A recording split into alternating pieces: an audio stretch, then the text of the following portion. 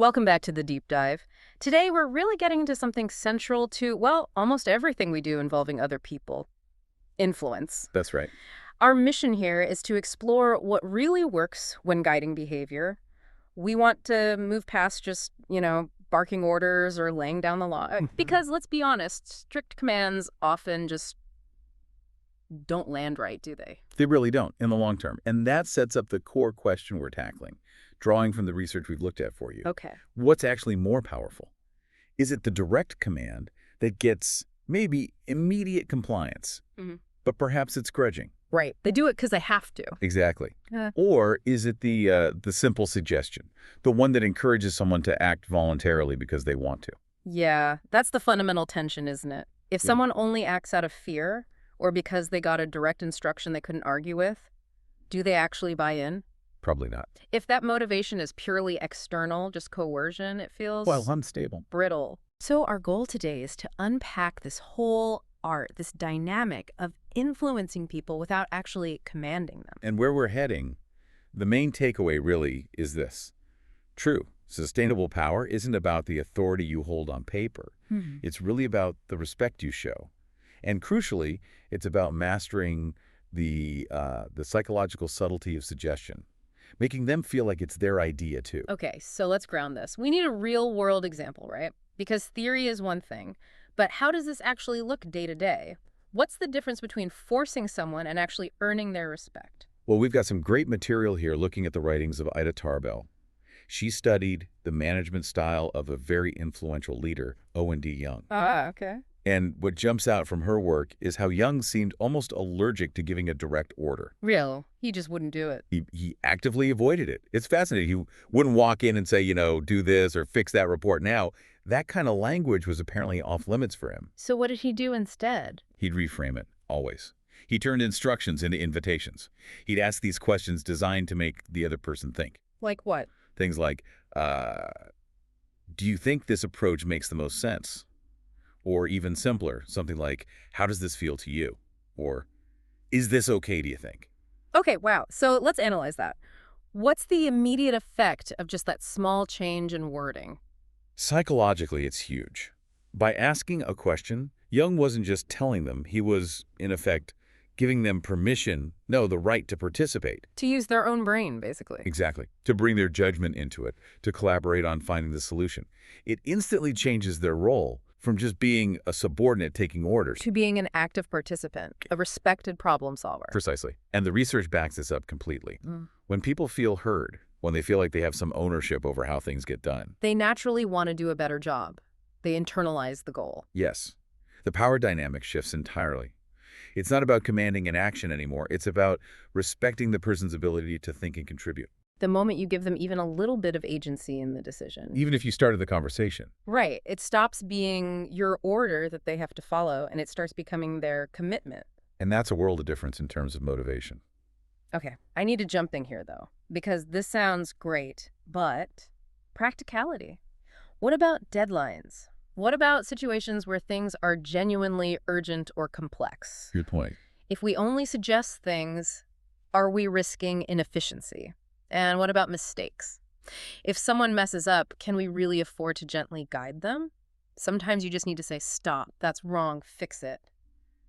Doesn't suggestion seem a bit weak then? That's a really common concern and gets right to the core of what effective suggestion is. It's not about being weak or avoiding conflict. It's actually about being more tactical in your communication. Tactical how? Because suggestion is often much better at handling corrections. Crucially, it helps bypass that instant defensiveness people put up. Oh, okay.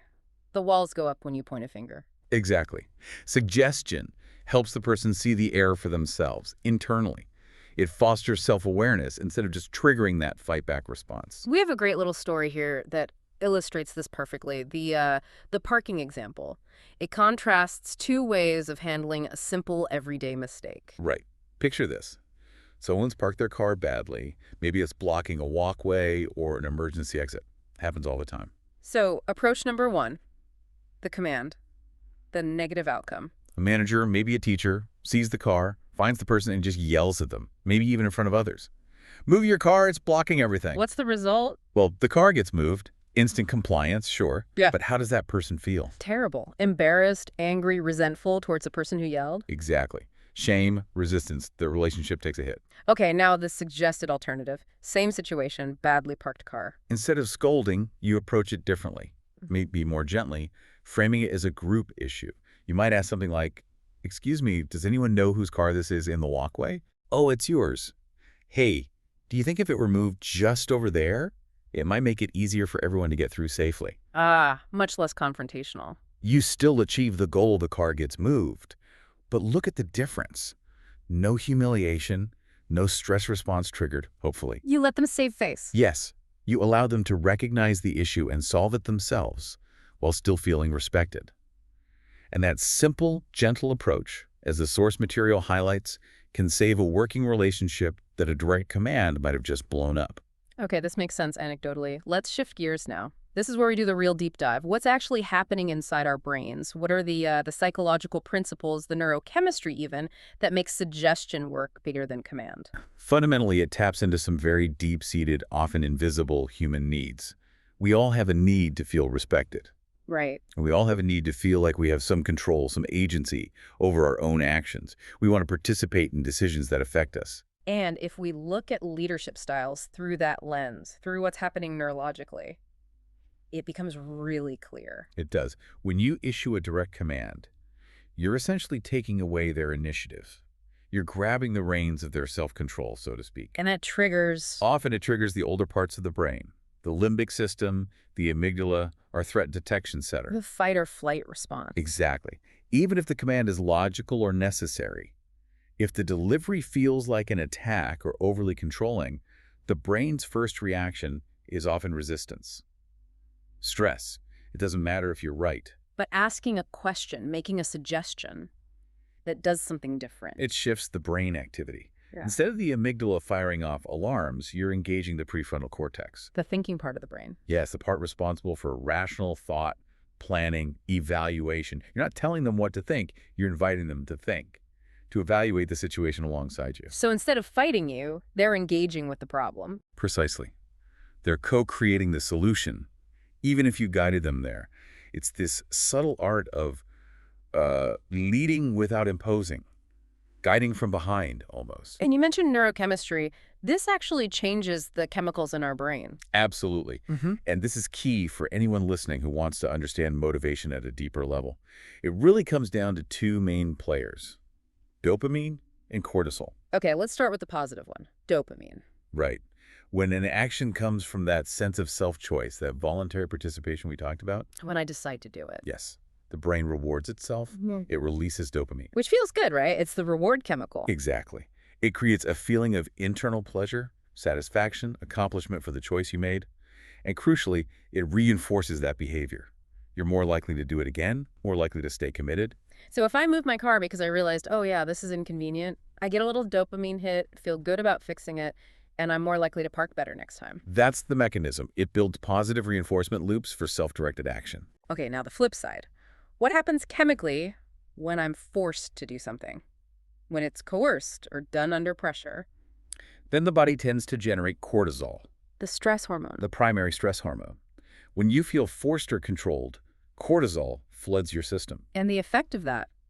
It leads directly to that feeling of internal resistance we discussed.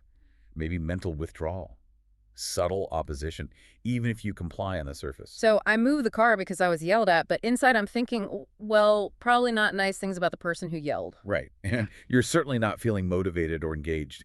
And think about the long term, working constantly in an environment where commands are the norm. Lots of cortisol. Constantly. Yeah.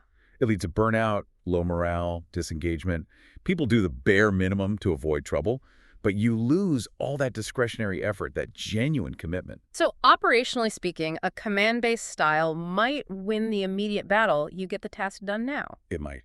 But it poisons the well for the future. Whereas guidance, suggestion, even if it feels a bit slower sometimes. It builds the internal motivation, the dopamine pathway, for sustained, high-quality performance and better relationships. This analysis really clarifies it. An effective leader isn't just someone who can make people do things. No.